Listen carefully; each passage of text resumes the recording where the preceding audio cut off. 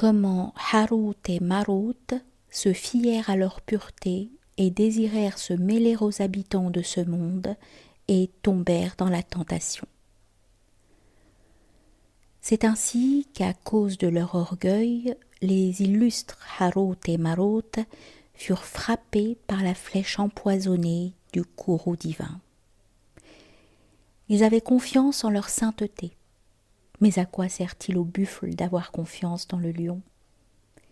Bien qu'il tente sans défense avec ses cornes, le lion féroce déchirera ses membres en pièces.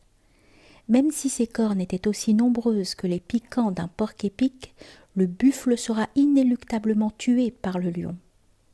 Bien que le vent de Sarsar déracine bien des arbres, il fait luire de beauté chaque brin d'herbe. Ce vent violent a pitié de la faiblesse de l'herbe. Toi, ô cœur, ne te vante pas en vain de ta force. Comment la hache serait-elle effrayée par l'épaisseur des branches ? Elle les coupe en morceaux. Mais elle ne se bat pas contre une feuille. Elle ne frappe de son tranchant que contre un autre tranchant.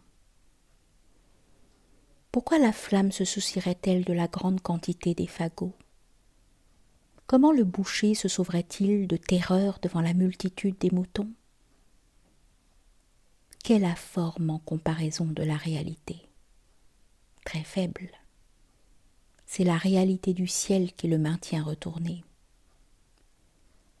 Juge par analogie avec la roue céleste, d'où provient son mouvement ? De la raison qui la dirige.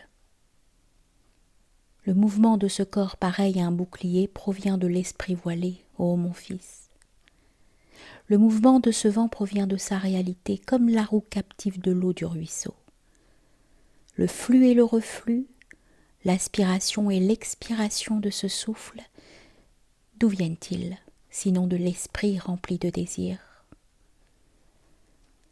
C'est l'esprit qui fait du souffle tantôt Jim, tantôt Ha et Del. Il en fait tantôt la paix et tantôt la guerre. De même, notre Dieu a fait de ce vent de Sarsar un dragon rugissant comme Had contre Had.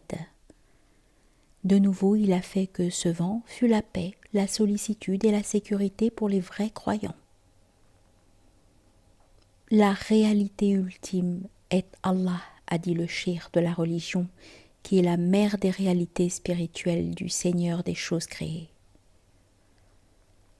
Toutes les couches du ciel et de la terre ne sont que des brins de paille dans cet océan.